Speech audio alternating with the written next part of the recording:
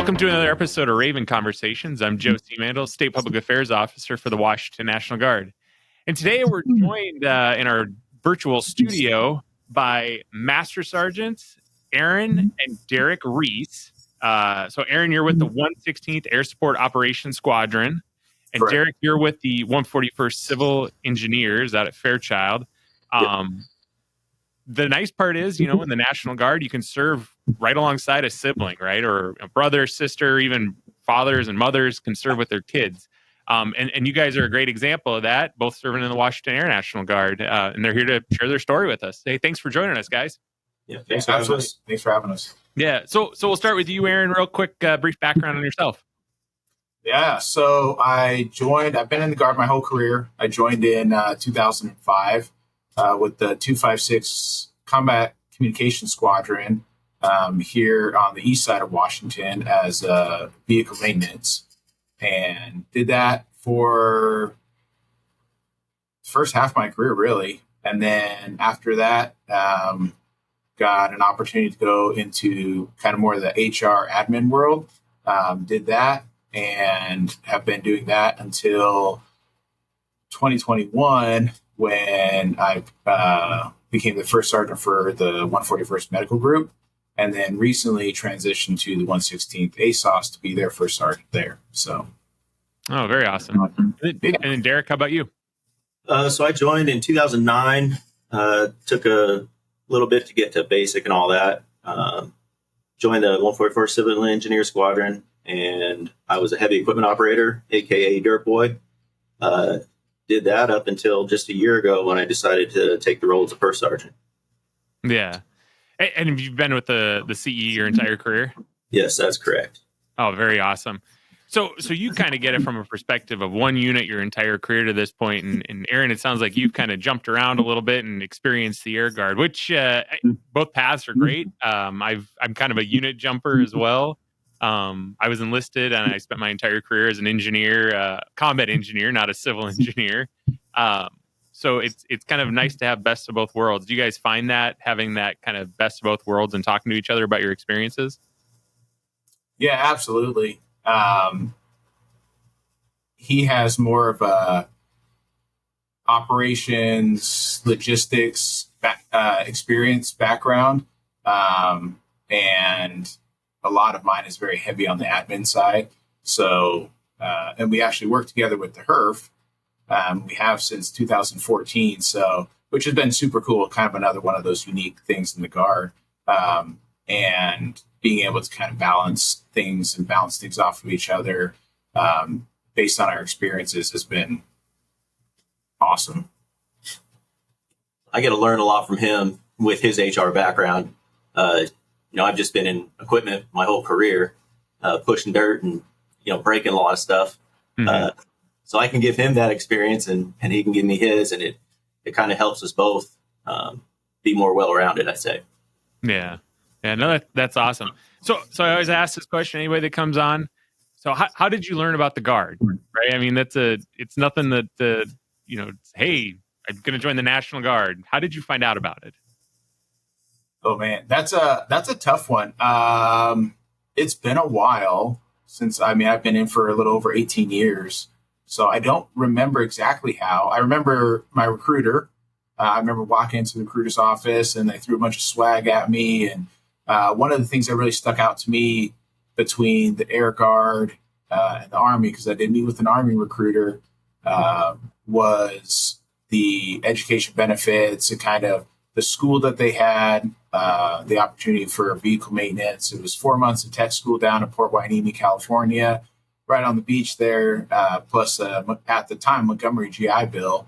And that's really what sold it for me, is being able to have a little bit of control over where I go and what my career field is, versus on the active duty side, just kind of hope and a prayer and away you go. Mm-hmm. For me, at that time in my life, before I was even thinking about it, never even heard of it, never really considered the military. I was just kind of, doing my thing, being a young, stupid kid. And he approached me and he's like, hey, let's join the Guard together and both do vehicle maintenance. And that sounded great to me. Didn't really have any direction in my life. and I ended up backing out, due to, certain circumstances. So he went off, and,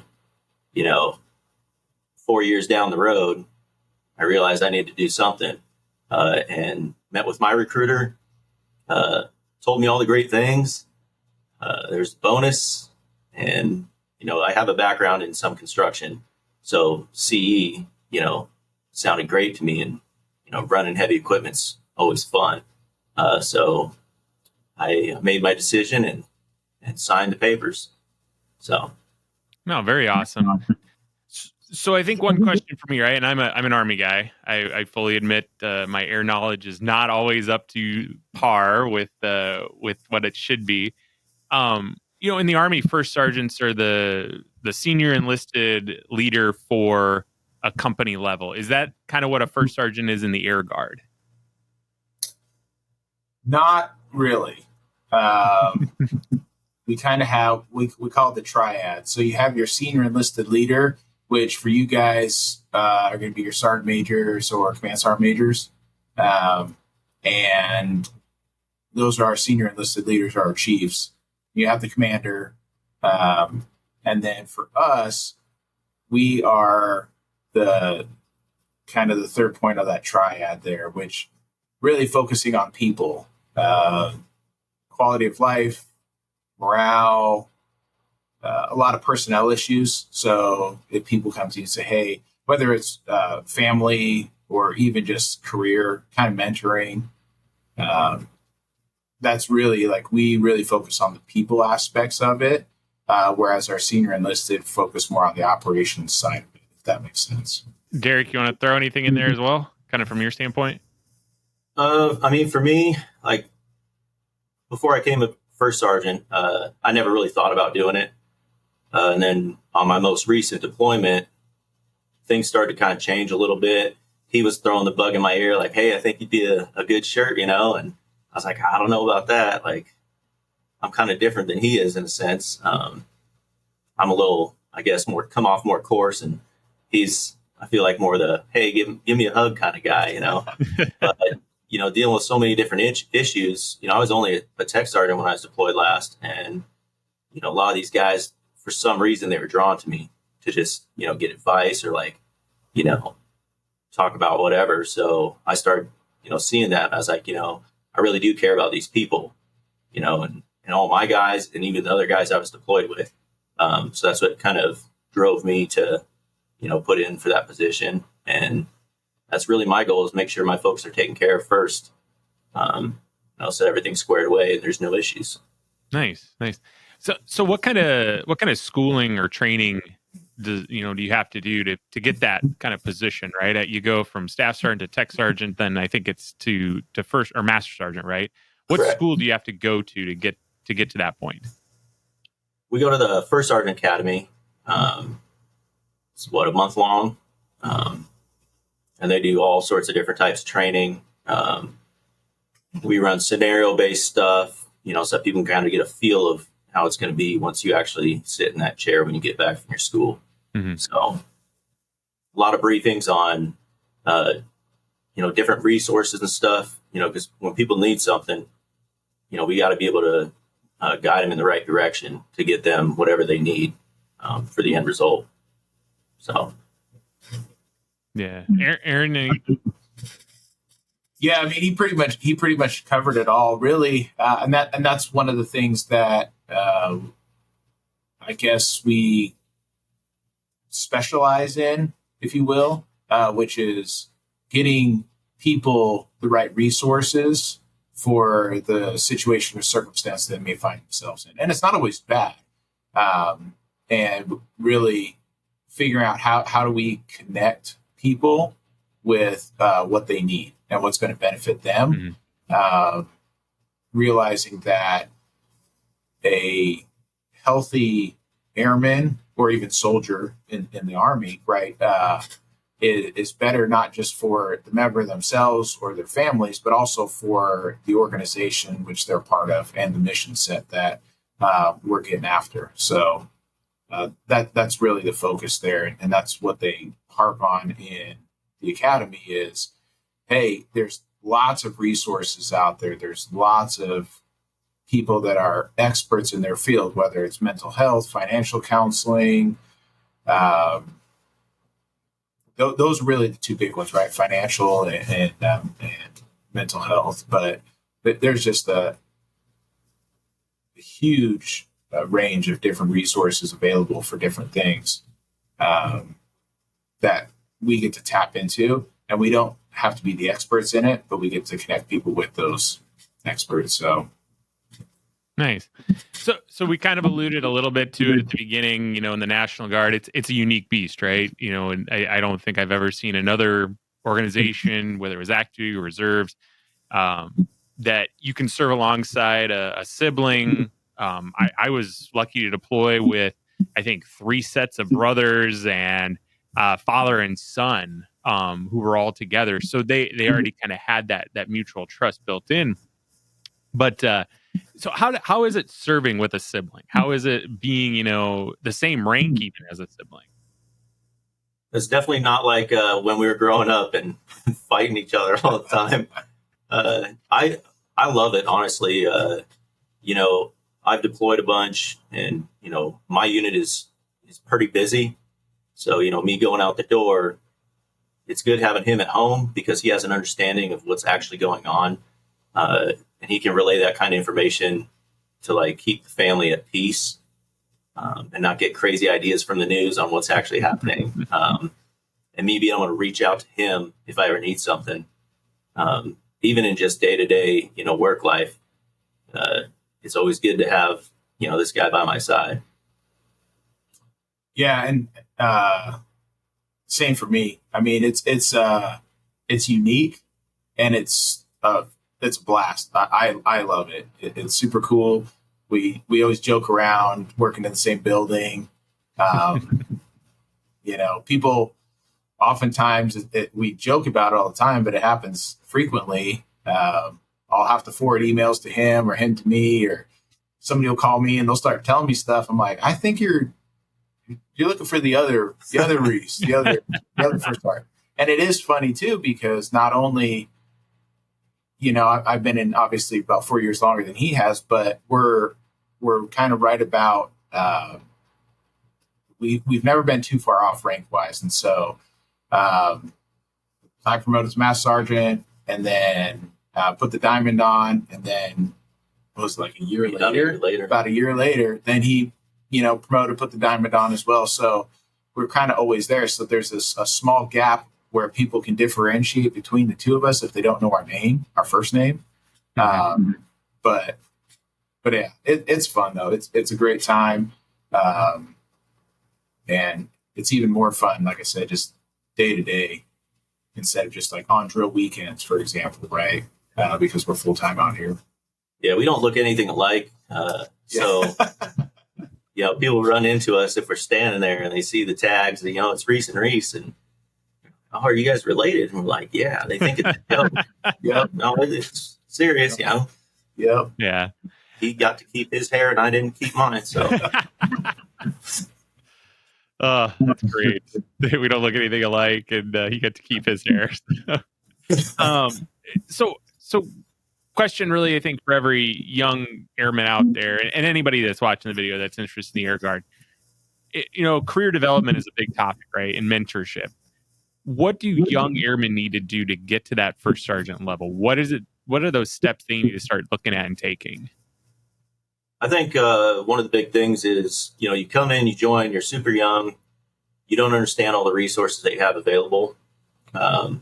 So, talking to people, asking about stuff, asking about schooling, asking about whatever it is, and sit down and find a good mentor and just figure out what you can do and plan your career path out.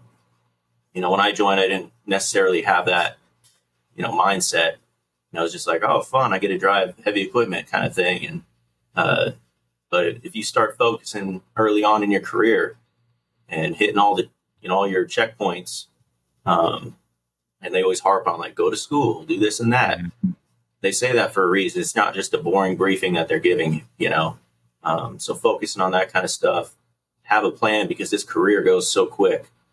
Um, and then I'd say a huge thing is, take care of yourself and then take care of your family. And by family, I mean like your own personal family and your military family.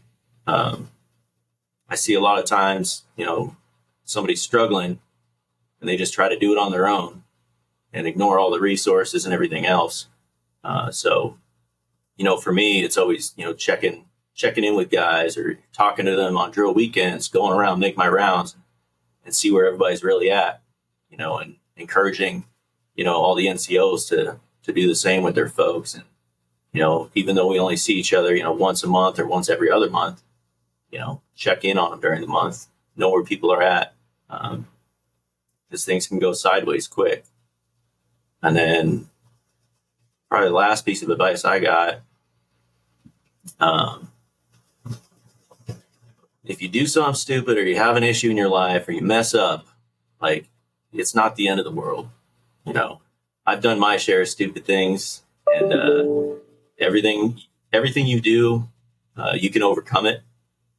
You just gotta move past it. Mm-hmm. You gotta accept, whatever happened, and really just strive to be better and surround yourself with the people that can help you get there. So. Yeah, I think for me, I would say one thing is not everybody is going to be a first sergeant. Everybody can, if you work hard and you see all the opportunities out there, you'll promote, you'll have a great career. But it definitely takes a certain type of individual to be a first sergeant, because there's a lot more responsibility and a lot more focus on other people. So I always say, like, people are my passion. Mm-hmm. That's why when I got an opportunity to be a first sergeant, it's probably the greatest opportunity I've had professionally, hands down. And for those that are wanting to be a first sergeant, take every opportunity you can. Take the classes. Really focus on be a lifelong learner, which is kind of a cheesy saying, but it really is. Learn yourself. Learn how to connect with people around you. Get involved in things. Put yourself out there. Embrace challenges. You'll never know what you're capable of if you always just stop short of your limit. So continue to push yourself, surround yourself with the right people also. There's probably different versions of this saying, but it's you become like the 3 or 4 or 5, 7 people that you hang out with the most. So keep your circle filled with those that encourage you, that you can encourage, that you want to aspire to be like, and see where the road takes you. No, that's fantastic advice.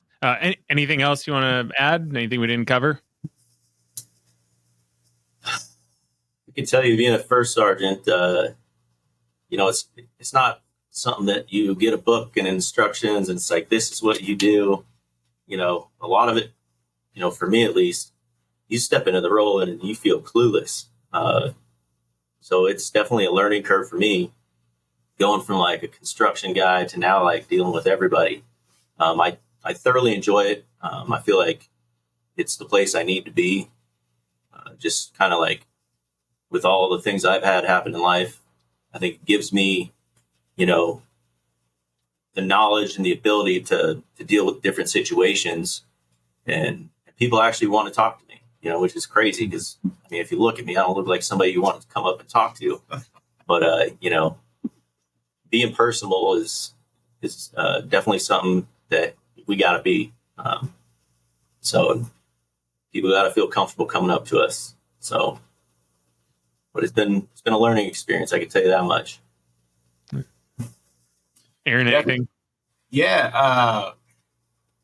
Regardless of why you joined, where your career ends up, what branch you're in, Uh, this wearing the uniform is a tremendous honor and privilege, and being able to serve in the Guard at home and be there for your neighbors and for neighbor and nation, and being able to do it alongside my brother has been a tremendous experience. But regardless of what your career looks like, at some point we all take the uniform off for the last time. And the closer I get to that point in my career, the more I realize that what we leave behind is the legacy, right? And so I would encourage everybody that's in right now or that's thinking about joining to absolutely embrace every opportunity, embrace the challenges, and realize that you're always growing the next generation. And when I take this uniform off one day, hopefully not too soon, because I love it, but when I do, I want to be able to walk away from it and know that it's in good hands. And that falls on my shoulders to mentor and develop the next generation of airmen, soldiers, sailors, Marines, Guardians, right? So I think that's the most valuable advice I could provide at this point in my career, as I kind of see the sunset on the horizon, maybe. Mm-hmm. No, that's fantastic advice. I appreciate both your insights on that. Truly, I think it's stuff that folks need to hear is from our service members that are actually currently serving. And those kind of messages I think are fantastic. If you like the video, give us a like. If you're interested in watching more of these, make sure to subscribe and make sure you hit the notification button to get alerted when we have new videos. And thanks again for joining us, guys. We truly appreciate you guys jumping on. Yeah, absolutely. Thanks for having us.